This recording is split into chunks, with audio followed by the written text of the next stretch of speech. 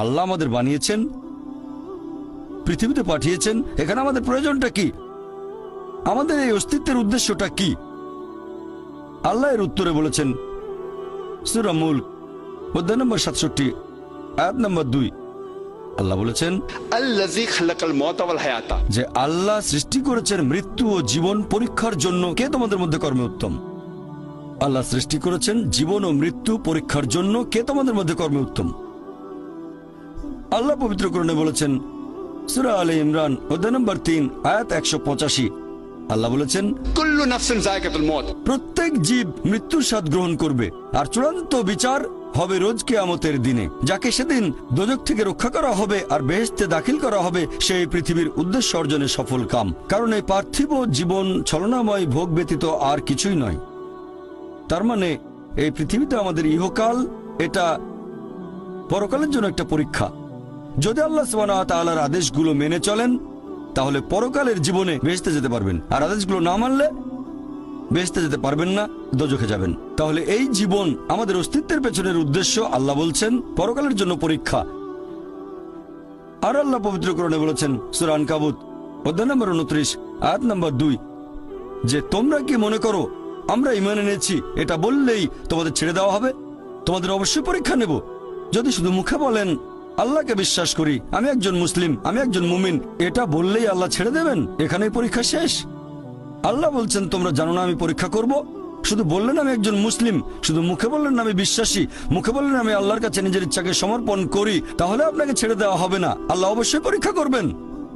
আল্লাহ পবিত্র কোরআনে বলেছেন সূরা বাকারা অধ্যায় নম্বর 2 আয়াত নম্বর 155 আমি অবশ্যই তোমাদের পরীক্ষা করব ক্ষুধার ভয় দিয়ে, জীবন আর ধন সম্পদের ক্ষয়ক্ষতি দিয়ে এবং ফল ও ফসলের ক্ষয়ক্ষতি দিয়ে। আর শুভ সংবাদ দাও তাদের যারা ধৈর্যশীল। আল্লাহ সবাইকে পরীক্ষা করবেন ভয় দিয়ে, ক্ষুধা দিয়ে, জীবন আর ধন সম্পদের ক্ষয়ক্ষতি দিয়ে, ফল ফসলের ক্ষয়ক্ষতি দিয়ে। আল্লাহ অবশ্যই পরীক্ষা করবেন। আর আল্লাহ এক একজনকে এক একভাবে পরীক্ষা করেন। আল্লাহ পবিত্র কোরআনে বলেছেন সূরা আনাম অধ্যায় নম্বর 6 আয়াত নম্বর 165। আল্লাহ বলেছেন যে তিনি কিছু মানুষকে অন্যদের তুলনায় বেশি মর্যাদা দান করেছেন। আল্লাহ সুবহানাহু ওয়া তাআলা কিছু মানুষকে অন্য মানুষদের তুলনায় বেশি মর্যাদা দিয়েছেন। আল্লাহ কোরআনে বলেছেন সূরা নাহল অধ্যায় নম্বর 16 আয়াত নম্বর 71 যে তিনি কিছু মানুষকে অন্য মানুষের তুলনায় শ্রেষ্ঠত্ব দান করেছেন। আল্লাহ এই কথা আবারও বলেছেন সূরা আনাম অধ্যায় নম্বর 6 আয়াত নম্বর 165 যে আল্লাহ সুবহানাহু ওয়া তাআলা কিছু মানুষকে অন্যদের তুলনায় বেশি মর্যাদায় উন্নীত করেছেন, আর তিনি যা দিয়েছেন তার ভিত্তিতেই তোমাদের বিচার করা হবে। এখানে অনেক লোকজন এভাবে প্রশ্ন করে আল্লাহ তাআলা এখানে সুবিচার করবেন কিভাবে? কেউ হয়তো জন্মায় গরিব পরিবারে, আবার কেউ জন্মায় ধনী পরিবারে, কেউ জন্মায় ভালো স্বাস্থ্য নিয়ে, কেউ জন্মায় অসুস্থ হয়ে। এটাই তো অবিচার। আল্লাহ তাআলা সুবিচার করেন না। তিনি এইসব আলাদা মানুষের জন্য আলাদা বিচার করবেন কিভাবে? আমরা জানি যে পার্থিব জীবনে আছে জন্ম আর মৃত্যু, বিভিন্ন অসুখ হতে পারে, কেউ গরিব কেউ ধনী, এই সবই আসলে পরীক্ষা।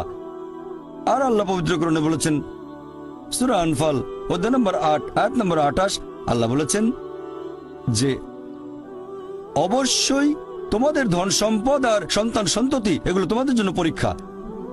এরপর সূরা মুনাফিকুন অধ্যায় নম্বর 63 আয়াত নম্বর 9 যে তোমাদের সম্পদ আর সন্তান সন্ততি যেন তোমাদেরকে আল্লাহ তাআলার স্মরণে উদাসীন না করে।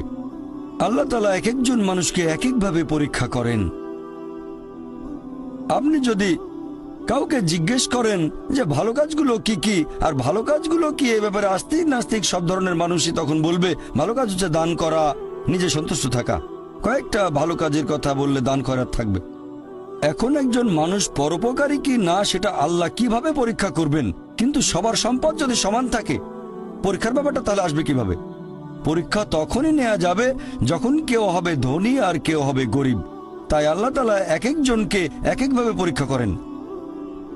হয়তো কেউ জন্ম নিয়েছে ধনী পরিবারে, তাই সম্পদ অনেক বেশি, আবার কেউ জন্মায় গরিব হয়ে। তবে যে লোকটা ধনী, ইসলামিক শরিয়া অনুযায়ী ইসলাম ধর্মের একটা স্তম্ভ হচ্ছে যাকাত, যে প্রত্যেক ধনী লোক যাদের সঞ্চয় নিসাব লেভেলের উপরে 85 গ্রাম স্বর্ণ, সে প্রতি হিজরি বছরে সেই সঞ্চয়ের 2.5% জাকাত হিসেবে দান করে দেবে। সেই লোক হতে পারে লাখপতি, হতে পারে কোটিপতি। যদি সে ঠিকমতো জাকাত দেয় তাহলে সে পাবে 5 নম্বর। হয়তো সে পুরো জাকাত দিল না, সামান্য কিছু অংশ দান করলো, যা দেওয়ার কথা তার 20% দিল, যেটা দেওয়া উচিত তার সামান্য অংশ দিল, তাহলে সে ফেল করবে। আবার কেউ হয়তো জাকাতই দেবে না, একেবারে শূন্য। আর গরিব লোককে কোনো জাকাত দিতে হবে না, সেভাবে ফুল নাম্বার। কিন্তু আমরা মানুষরা এভাবে বলি, আহা বেচারা লোকটা খুব গরিব, এই লোকটার জীবনে শুধু সমস্যা আর সমস্যা। আর ধনীদের দেখে আমরা মুগ্ধ হই। আমাদের প্রিয় নবী বলেছেন যে একজন ধনী লোকের বেহেশতে প্রবেশ করা গরিবের চেয়ে অনেক বেশি কঠিন। আর পবিত্র কোরআন বলছে সূরা আনফাল অধ্যায় নম্বর 8 আয়াত নম্বর 28, ধন সম্পদ তোমাদের জন্য পরীক্ষা, এটা পরীক্ষা। আমরা বোকা তাই এভাবে চিন্তা করি যে এই লোকটার অনেক টাকা, আল্লাহ অনেক রহমত দিয়েছেন, এটা একটা পরীক্ষা। যদি এই রহমত ঠিক মতো ব্যবহার না করেন, এটা অবশ্যই রহমত, তবে এই পরীক্ষায় ফেল করার সম্ভাবনা অনেক বেশি। যেমন ধরেন বোর্ডের একটা পরীক্ষার প্রশ্ন, গত বছরের কথা, 2 বছর আগের কথা, 2002 সালের কথা। সেবারের প্রশ্ন খুব কঠিন ছিল, বেশিরভাগ ছাত্রছাত্রী উত্তর দিতে পারেনি।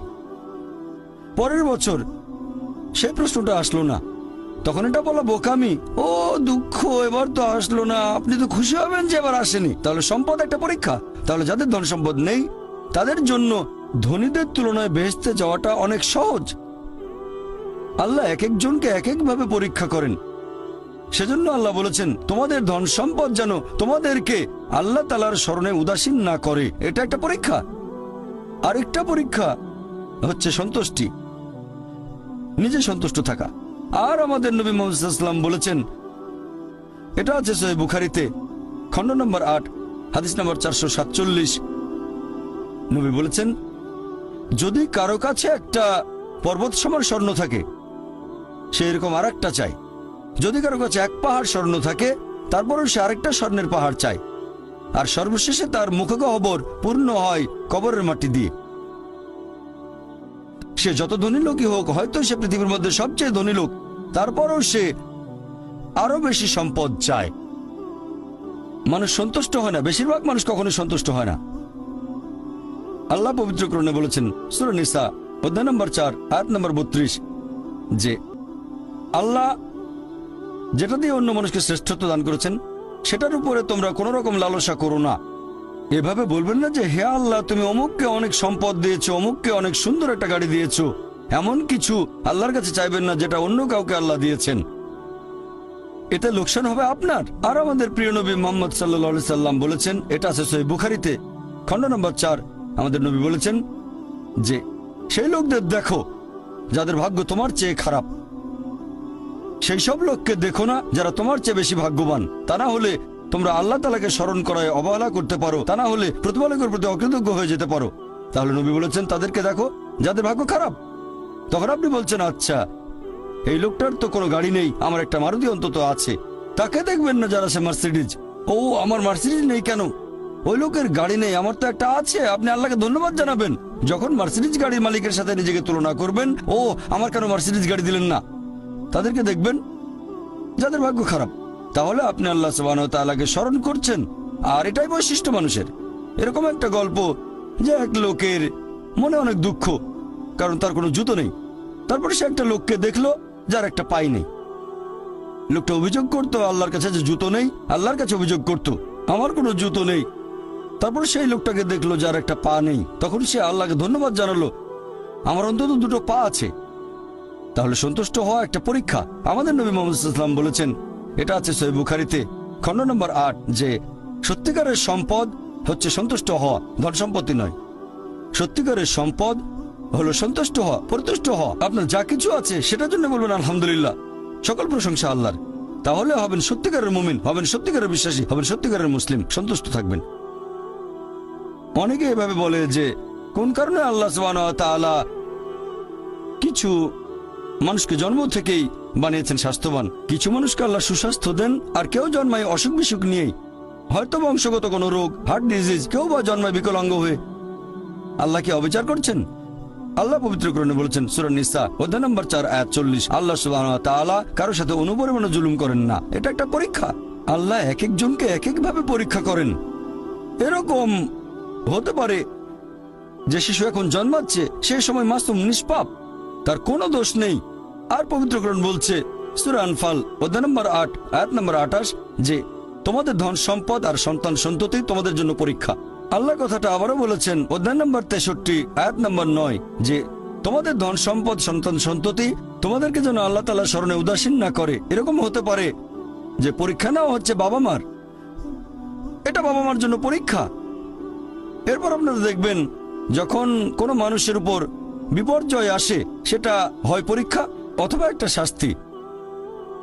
যে লোকগুলো আল্লাহ তাআলার পথ থেকে দূরে সরে গেছে তাদের জন্য এটা শাস্তি, আর যারা আল্লাহর পথে আছে তাদের জন্য পরীক্ষা। হতে পারে যে বাবা মা খুব ভালো মুসলিম, 5 ওয়াক্ত নামাজ পড়েন, হয়তো যাকাত দিয়েছেন, হজ পালন করেন, রমজান মাসে রোজা রাখেন, আল্লাহ তাদের একটা সন্তান দিলেন জন্ম থেকে যার হার্টে সমস্যা। সত্যিকারের মুসলিম, সত্যিকারের মুমিন বলবে আলহামদুলিল্লাহ, আল্লাহ তাআলা তোমাকে অনেক ধন্যবাদ। আল্লাহ তাদের পরীক্ষা করছেন। আরেকটা লোক যে কৃতজ্ঞ নয় আর এই পরীক্ষায় হয়তো পাশও করবে না, সে বলবে কেন, সে লাফালাফি শুরু করবে, আল্লাহর কাছে অভিযোগ করবে যে কেন আল্লাহ তাআলা আমাকে এমন বিকলাঙ্গ সন্তান দিলেন জন্ম থেকে যার হার্টে সমস্যা। আর পরীক্ষা যত কঠিন পুরস্কার তত বেশি। পরীক্ষা যত কঠিন পুরস্কারের পরিমাণ তত বেশি। যেমন ধরেন আপনি পরীক্ষা দিচ্ছেন বিএ ডিগ্রি এক্সামিনেশন, যদি পাশ করেন তাহলে আপনি graduate, BA graduate in arts. তবে যদি এমবিবিএস পরীক্ষায় পাশ করেন তাহলে গ্র্যাজুয়েট হবেন, নামের আগে ডক্টর বসাবেন, ডক্টর। কিন্তু এমবিবিএস পরীক্ষায় পাশ করা এটা বিএ পরীক্ষায় পাশ করার চেয়ে অনেক বেশি কঠিন। তাহলে পরীক্ষা যত কঠিন পুরস্কারও তত বেশি। হতে পারে আল্লাহ এই বাবা মাকে সাধারণ বেহেশতে পাঠাতে চান না, পাঠাবেন জান্নাতুল ফেরদৌসে। তারা ধার্মিক, তারপরও আল্লাহ তাদের বেশি পুরস্কার দিতে চাচ্ছেন। আর এই কারণে আমাদের প্রিয় নবী মুহাম্মদ সাল্লাল্লাহু আলাইহি সাল্লাম বলেছেন, এটা আছে সুন্নান আল তিরমিজিতে, এক লোক জিজ্ঞেস করলো এই পৃথিবীতে কাকে সবচেয়ে বেশি পরীক্ষা দিতে হয়? নবী উত্তরে বললেন যে আল্লাহ সুবহানাহু ওয়া তাআলার সকল নবী রাসূলকে সবচেয়ে বেশি পরীক্ষা দিতে হয়। এরপরে যারা নবী রাসূলগণের ঘনিষ্ঠ, যারা নবী রাসূলগণের মতো, তারপরে যারা সাহাবীগণের মতো। আর একজন লোকের ঈমান যত বেশি মজবুত পরীক্ষাটা তত বেশি কঠিন। তাকওয়া যত বেশি থাকে আল্লাহ তত কঠিন পরীক্ষা দেবেন। আপনি কোথাও এমবিবিএস নিয়ে পড়াশোনা করছেন কারণ বেশি নম্বর পেয়েছিলেন এইচএসসিতে, সেজন্য এখানেও পরীক্ষা কঠিন।